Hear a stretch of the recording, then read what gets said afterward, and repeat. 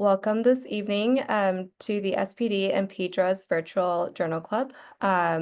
We have three awesome journal articles to go over today. I'm Lucinda Cohn. I am a pediatric dermatologist in the Bay Area. I work for Marin Health.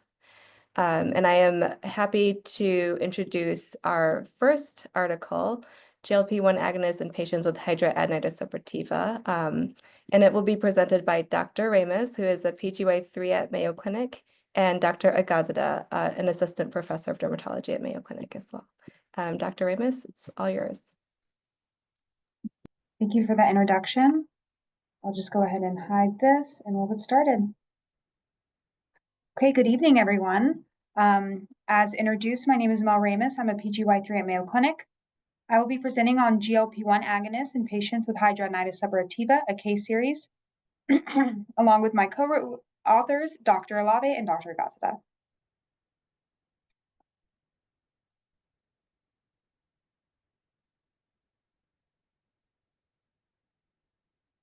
Our disclosures are on the screen.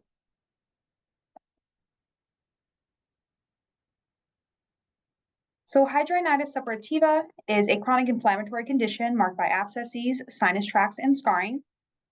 Pathogenesis includes a genetic predisposition and inflammatory dysregulation, and comorbid associations include obesity, metabolic syndrome, hormonal dysregulation, and smoking. GLP-1 agonists are quite popular now, but they were historically FDA approved for type 2 diabetes. Originally, this was with exenatide in 2005, and then several other GLP-1 agonists thereafter. We know them now more as approved for weight loss and weight-related conditions, but this was FDA approved in 2014, starting with liraglutide, and then subsequently semaglutide and tirzepatide in 2021 and 2023, respectively. Given the association between HS, metabolic syndrome, and obesity, it's reasonable to suspect that GLP-1 agonists may ameliorate HS. And we know that there's evidence that advocates for weight loss as a treatment for HS. As far as the mechanism for how GLP-1 agonists may improve HS, this includes presumed anti-inflammatory properties and also weight loss. There are published data associating GLP-1 with treatment of hidradenitis suppurativa, but the data in general are sparse. There's one article looking at the theoretical use of GLP-1 agonists in the treatment of HS, and then another case report looking at GLP-1 as a treatment for HS. For our study, we use an institutional database to identify all pediatric and adult patients diagnosed with HS and prescribed a GLP-1 agonist. These patients had to be primarily treated by dermatology and have a documented HS visit before and after the GLP-1 initiation. Our final cohort included 7 patients, 4 males and 3 females. So with our demographics, out of the 7 patients, the average BMI was 45.5. 71% or 5 out of 7 were smokers. And the majority of these patients, 6 out of 7 were prescribed the GLP-1 agonist for the management of type 2 diabetes and 1 for the management of obesity. 4 patients were on dulaglutide and then 1 each on tirzepatide, liraglutide, and semaglutide.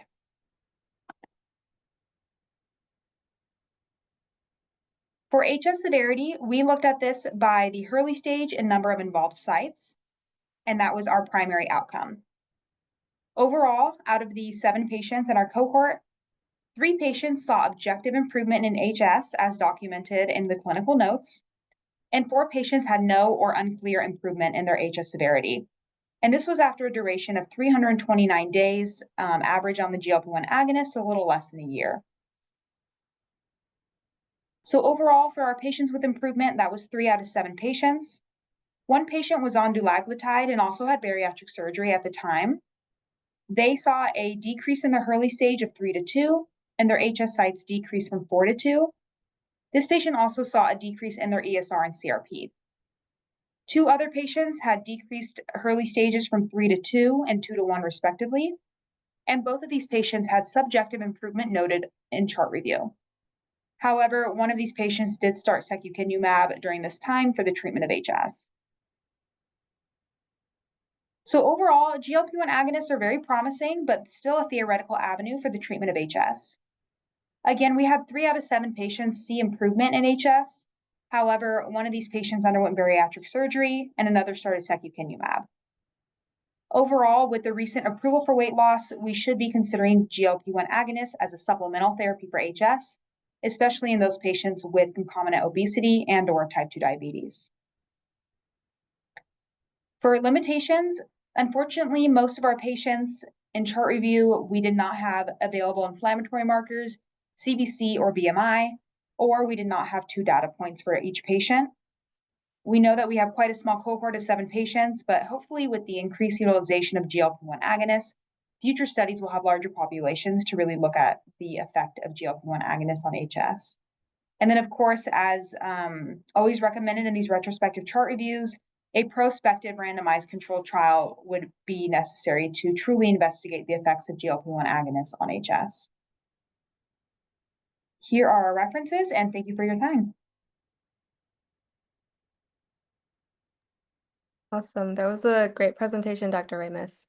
For our attendings, please put your questions in the Q&A box, and we'll have a Q&A after each journal article presentation. So one of our attendees asks, how did you determine a decrease in Hurley staging without undergoing surgery to remove sinus tracts? So that was based on chart review. So none of these patients did have surgery to remove the sinus tracts, but based on chart review, that's how we determined the early stage decrease.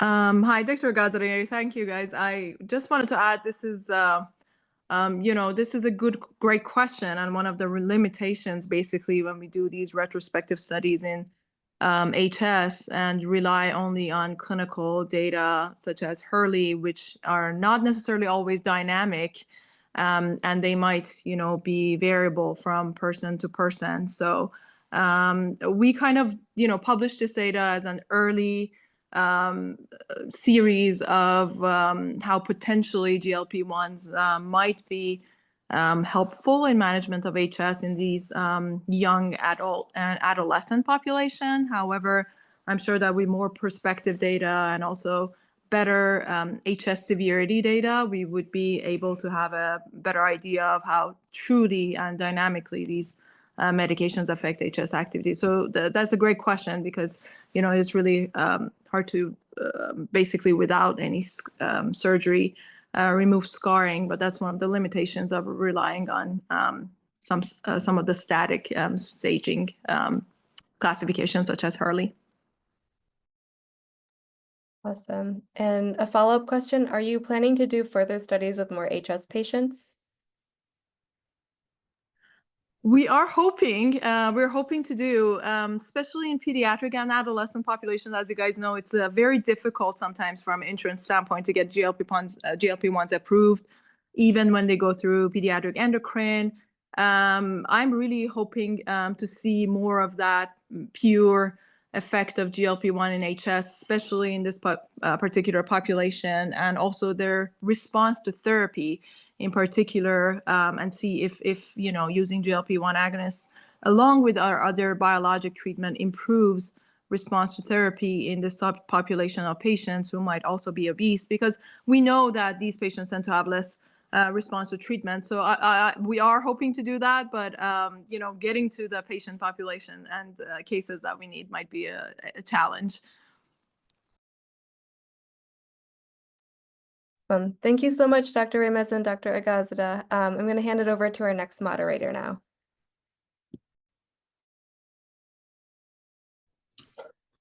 Thanks so much. Hi, everyone. My name is Heather Gocknauer. I'm a pediatric dermatology fellow at Rady's in San Diego. Tonight, I have the privilege of introducing Dr. Sarah Servattalab. Dr. Servattalab did her pediatrics residency at the Massachusetts General Hospital for Children in Boston. She then saw the light and came to PD Derm. She did her derm residency with me at UMass in Worcester, Massachusetts, and now is a pediatric dermatology fellow at Boston Children's, where she plans to stay on as faculty. As long as I've known Sarah, she's been involved in advocacy work and doing countless hours on the phone, making sure patients get what they need, initiating and designing free health clinics for patients for the underserved and underinsured. And we're really excited to have her here tonight to talk about her most recent publication regarding racial and ethnic disparities affecting infants with atopic dermatitis. So with that, I'll hand it over to Dr. Servattalab and let you share your screen and get started. Thank you so much, Dr. Rocknauer, for that amazing presentation. I am so honored to have you introduce me. Can everyone see my screen okay? Yes, it looks great. Well, thank you so much. There's no need to introduce myself after that. Thank you so much for having me. I'm really looking forward to discussing our recent publication, examining racial and ethnic disparities in diagnosis and access to care in infantile eczema in the USA, a retrospective cohort study. So my co-authors include my mentor, Dr. Jennifer Wong, as well as Michelle Lee, Madeline Lobuck, and Hannah Song. And then I have no disclosures. All right, so as a background, atopic dermatitis or eczema is a common inflammatory disorder associated with medical and psychosocial comorbidities. Studies have found racial and ethnic disparities among children with eczema, and this has not been fully characterized in infants. For example, a study in 2019 found that Black patients are more likely to present to the emergency department for eczema. So our study objectives were to determine if there are differences among infants with eczema by race, ethnicity, and skin tone based on severity of disease, time to diagnosis of atopic dermatitis and dermatology referral, a prescription for eczema, and occurrence and number of emergency room visits. So I wanted to reference the graphical abstract for this article as we discuss the methods because it is so visually helpful. So we have the opportunity, and what is unique to this study is where it takes place in Boston, Massachusetts. And the opportunity we had was to describe Boston and how it relates to our patient population and findings, given that we published in the British Journal of Dermatology. So eczema in general is influenced by social determinants of health, which are the conditions of the environments in which people spend their time and how these conditions affect their health. Social determinants of health are shaped by structural racism. Structural racism, resulting in residential segregation, leads to marginalized communities being exposed to increased level of pollutants and under-resourced healthcare, resulting in worse outcomes for eczema. Boston is a central hub of education and technology, and it's home to a diverse population. The landscape of living in Boston has been shaped by structural racism in the form of housing discrimination with enforceable laws or racial covenants and legal discriminatory lending practices or redlining, making it historically challenging for Black individuals to find homes. This leads to inequities in income and access to care in marginalized groups. The findings of the study may be applicable to other areas of the world that are also affected by structural racism. So in our study, we conducted a retrospective chart review of infants with eczema seen in dermatology between 2015 and 2019 at Boston Children's Hospital. 344 patients met inclusion criteria, but ultimately 310 patients were able to be included in the primary analysis due to missing data.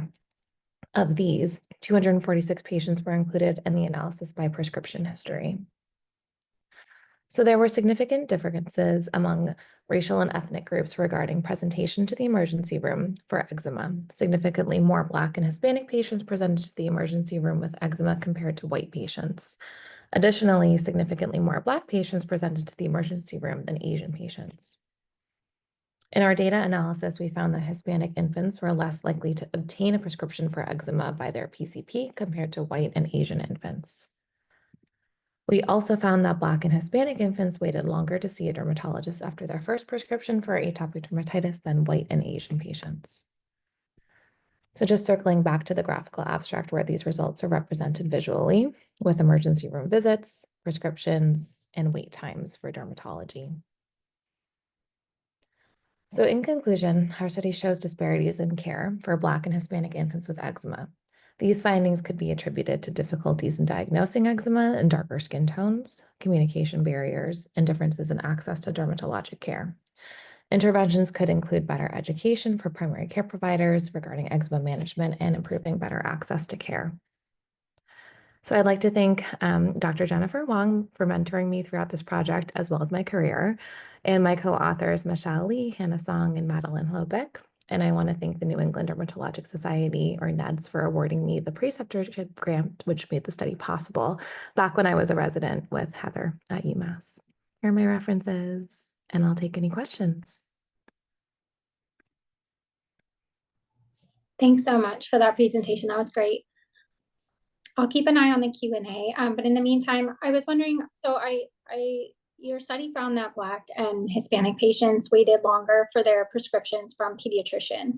I'm curious, do you think the same thing happens in dermatology? Do you think that's something that, you know, is happening within our clinics too, that they're not only maybe seeing us a little bit, you know, differently, but that we're also giving those prescriptions a little later?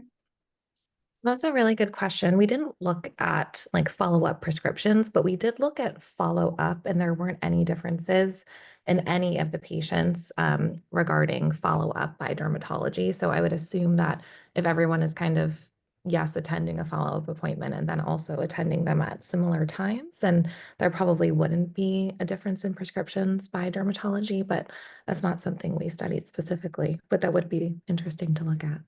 Yeah, for sure. Do you have like future studies coming out of this, or any other projects you're working on? So out of this specific project, I don't think we're going to do anything else with this data set, but we are actually going to look at similar trends and for infantile hemangiomas, and if there's any kind of difference in outcome for patients based on race and ethnicity. So if patients need pulse dye laser, which ultimately might not be the best measure because it might not be representative of everyone based on different skin tones, but also if patients need surgery. So our hypotheses are kind of similar. Are patients being referred to the pediatrician on time for an infantile hemangioma?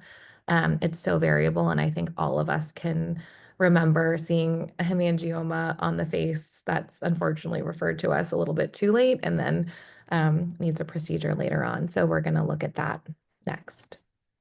That's great. We do have a couple questions in the chat. The first one is, did you look into how cultural practices play a role with disparities with eczema care? So maybe that certain cultures kind of, you know, handle eczema, or maybe even going to the doctor differently.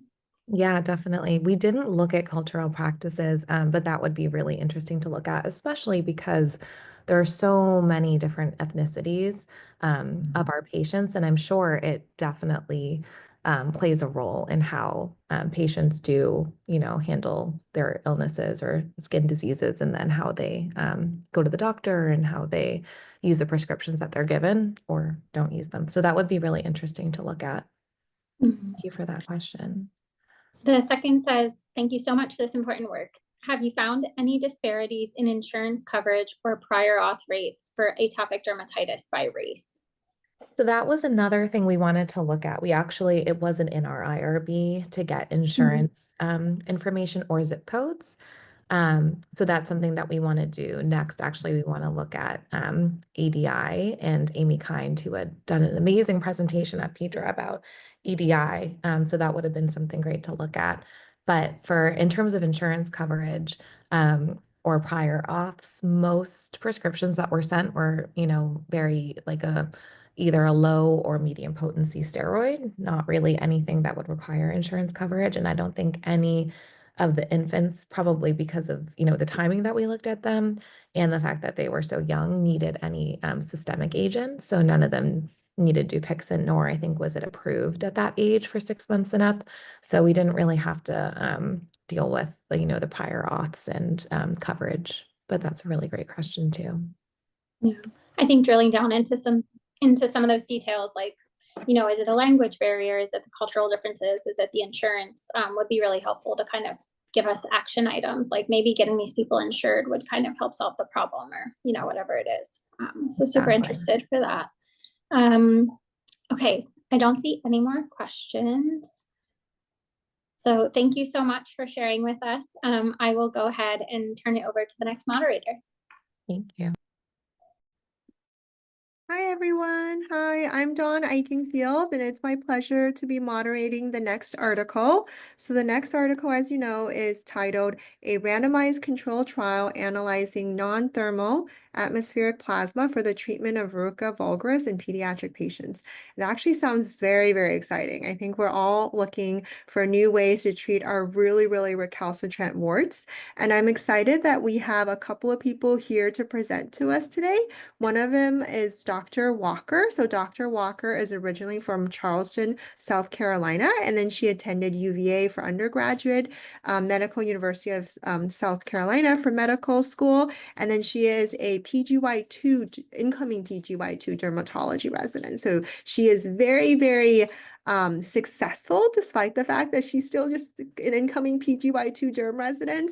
And then Dr. Andrews is actually a first-year dermatology resident at Medical University of South Carolina. And she attended medical school also at Medical University of South Carolina and completed her Master of Science in Clinical Research. During that time, she did a variety of different research projects in the Department of Dermatology. And of course, Dr. Laura Wine Lee is like the senior author on this article, and we all love Laura Wine Lee, because she's just amazing. She does so many different clinical trials, so many does different industry sponsored trials. I feel like she's just a very great like beacon of research hope for us pediatric dermatologists. So I will stop talking and let our presenters take it away. Thank you so much for that introduction. Hi, everyone. I'm Laura Andrews, and I'll be presenting on our study of non-thermal atmospheric plasma for the treatment of verruca vulgaris in pediatric patients, along with my co-resident Courtney Walker and our principal investigator, Dr. Wineley. So for some background, verruca vulgaris is a common viral skin disease in children, and although it's benign and generally self-limited, verruca vulgaris is contagious and can lead to a number of complications, including inflammation, pruritus, dermatitis, scarring, and even superinfection. Our current standard of care treatments include cryosurgery, topical irritants, topical vesicants, and topical acids. And these therapies have variable efficacy and are generally not very well tolerated in our pediatric patient population, especially when we're having to treat multiple lesions, which is frequently the case. So this warranted exploration of less painful and more effective treatment methods. So for an introduction to cold atmospheric plasma, physical plasma is ionized gas and is considered the fourth state of matter. Specifically, non-thermal or cold atmospheric plasma means that that's plasma that is not in thermodynamic equilibrium. And this is generated in helium or argon mixed with other reactive gases, which creates reactive nitrogen and oxygen species. That subsequently results in targeted temporary cell membrane permeability, modification of DNA, proteins, and membranes, and also creates a transient antiviral and antibacterial milieu. So this technology has been shown to exhibit a promising safety profile without causing damage to the skin, including no thermal injury due to its low temperature. Clinical studies have established the success of cold atmospheric plasma in wound healing and then the treatment of onychomycosis, actinic keratosis, and viral warts. But there was a lack of randomized controlled studies exploring the use of cold atmospheric plasma compared to standard of care therapies for verruca vulgaris, which is what our study aimed to do. The device that we use in this study is pictured here on the right. So the device itself includes a pulse generator connected to a quartz-covered copper electrode with one end fused. And the device is used by hovering either the tip or the side of the electrode directly over the target lesion. And the plasma actually forms when the gap between the electrode and the target surface does not exceed 1 millimeter. So we treated the lesions randomized to the cold atmospheric plasma by circling the electrode over each treatment area for a duration of 2 minutes per lesion. For the methods, this was an open label randomized controlled trial exploring the efficacy of cold atmospheric plasma for the treatment of verruca vulgaris. The study population included patients ranging from 4 to 21 years of age with at least one lesion of verruca vulgaris seen in our outpatient pediatric dermatology clinic at MUSC. Participant lesions were randomized 1-to-1 to receive either cold atmospheric plasma or standard of care therapy, which was cryotherapy, applied with either a cotton tip applicator or the cryo spray unit, with a minimum of 2 10-second freeze thaw cycles. And patients could have up to 20 lesions enrolled in the study. At the time of enrollment, baseline demographics, medical history, and photos were captured. Participants received the appropriate treatment for their lesions, and their pain levels were recorded using the validated visual analog scale. Patients then received a phone call 7 days following their first visit to assess for lesion improvement and to assess for adverse events such as pain, numbness, erythema, or other color changes. Patients then subsequently followed up every 4 weeks approximately to assess the degree of lesion resolution and to identify any further adverse effects. And a need for repeat treatment of the individual lesions was determined by the patient's dermatologist with a maximum of 3 treatments administered. Patients then followed up 4 weeks after their final treatment to assess for a sustained response. The primary outcome of the study was lesion resolution, and then our secondary outcomes included adverse events and treatment tolerability measured by the degree of pain. So this slide kind of summarizes our results in the study. From 14 total patients, 112 verruca vulgaris lesions were enrolled. Most participants were white males with a mean age of 9.5 years old. You can see over on the right-hand side an example of a verruca lesion. In the top panel, A is at the time of enrollment, and the bottom panel, B, is what we consider complete resolution after 3 treatments with the cold atmospheric plasma.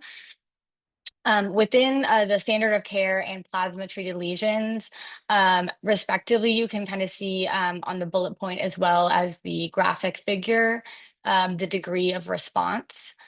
0 being no response, 1 through 4 being various incomplete responses, and then 5 being complete response. Overall, when we compared these two, there was no significant, statistically significant difference between the 2 interventions in degree of lesion resolution. So we did kind of conclude that they were equally efficacious, at least in this study. One notable finding as far as secondary outcomes go is that patients reported more pain, stinging, and burning within 1 week of treatment in the standard of care cryotherapy lesions as compared to the plasma lesions, which was very statistically significant. And then patients kind of reported more adverse events overall in the standard of care lesions as well, though there was no statistically significant difference in the degree of physician-determined sequelae, such as hypopigmentation, hyperpigmentation, erythema, and scarring. It's important to note that we had no significant adverse events occurred over the course of the study. So finally, we concluded that cold atmospheric plasma is efficacious. It's relatively risk-free and relatively painless as compared to standard of care therapies for an intervention to treat pediatric verruca.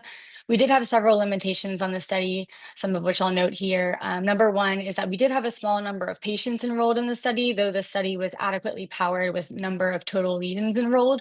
And as Laura mentioned earlier, patients were limited to a max of 3 treatments at that 4-week interval.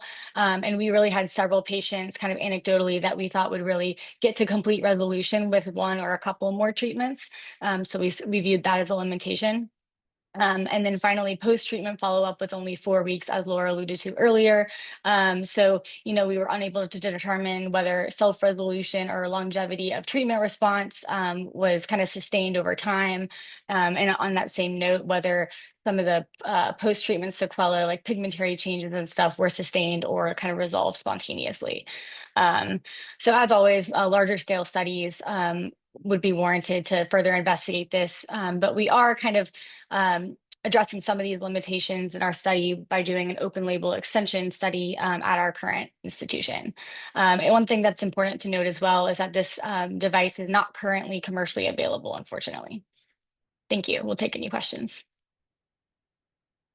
Thank you so much for giving us this presentation. The work is really interesting. So in the open label extension you guys are doing, are these only the patients that were in the original study, or you're kind of just recruiting all comers now? So these can be new patients, and we're not really doing a comparison. We're just kind of doing an extension of the plasma itself. As far as I'm aware, I think we have about 60 patients enrolled in this, so much more than the original study, but we've also lengthened the amount of treatments that they can get over time as well in hopes of getting complete resolution. That's really cool. I noticed that we are also go allowing ahead. standard of care home treatments so that we can have some assessment of safety with the typical things that we might prescribe or recommend for home treatment. That's really exciting. I noticed that part of it, so the patients were treated at 4-week intervals for a maximum of 3 treatments. Was it pretty even in the standard of care versus the non-thermal atmospheric plasma? Like how many treatments they ended up having to do? Did most people end up doing 3 treatments, or did one group like respond with like faster and like only needed 1 or 2 treatments, or? So that's not something that we included in the data analysis, but anecdotally and thinking back, most people with the verruca required, I believe, the 3 treatments. A couple didn't require as many, but mostly it was even as far as which ones were getting retreatment, if my memory serves me, about the cryo versus the plasma. We weren't really powered to necessarily answer that question. Do you know, okay, are there other questions? Because I feel like I'm hogging everything. Do you feel like this is something that we'll be able to bring to our clinics in the near future, or do you think this is something that's a little bit far away still? So we have not gotten much further information about where this technology is going. Although we are, as everyone else, anxiously awaiting. It seems a very scalable therapy. I mean, you showed the picture of it. It's very portable. It's very mobile.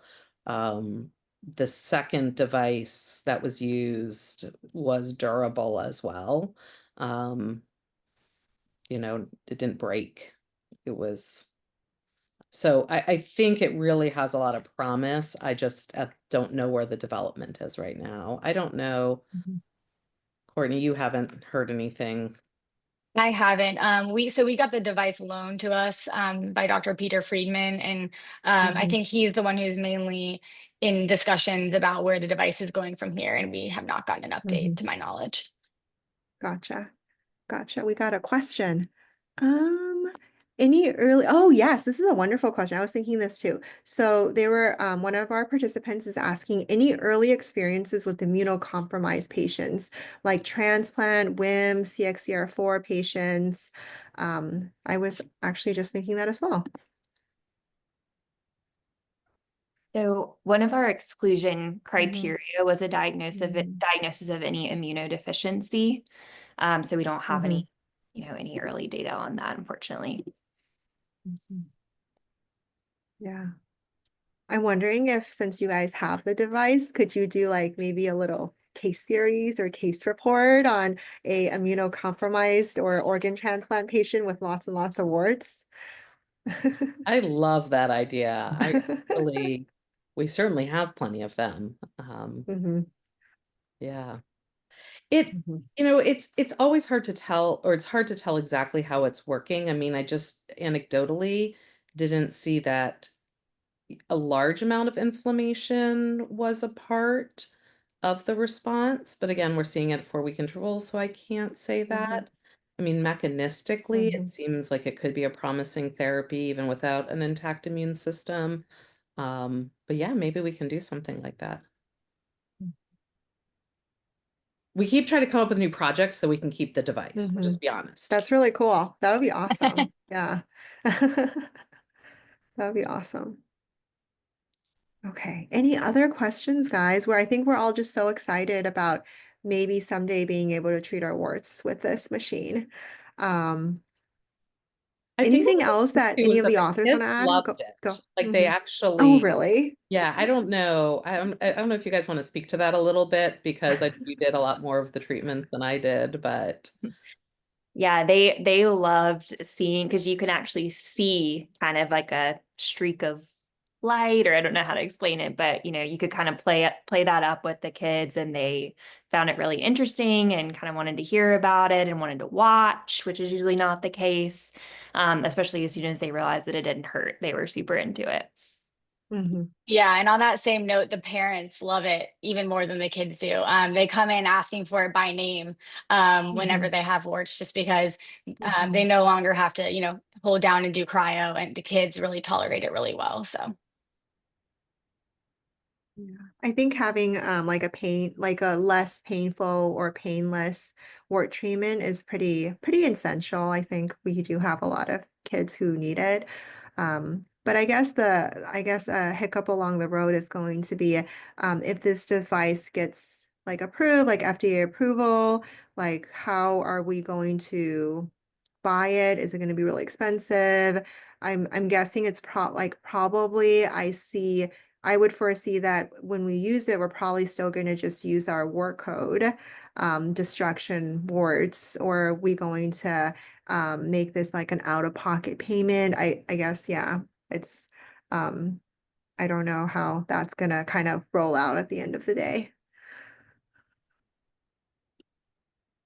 yeah, I mean, Uh-huh. again, it's fairly portable.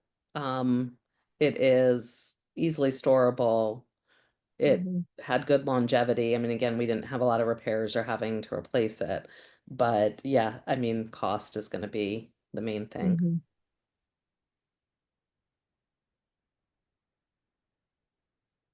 Guys, I think we're going to be very respectful to everyone, and everyone will get lots of time back to enjoy dinner or after dinner time with their families. So I think we'll end a little bit early. There is going to be an email where you can do a survey about our virtual journal club. So please fill out the survey so we can get your insight and try to figure out how we can make this better. Other than that, if there's no any ending words that anyone else has, I think we'll close it up. Okay, thank you.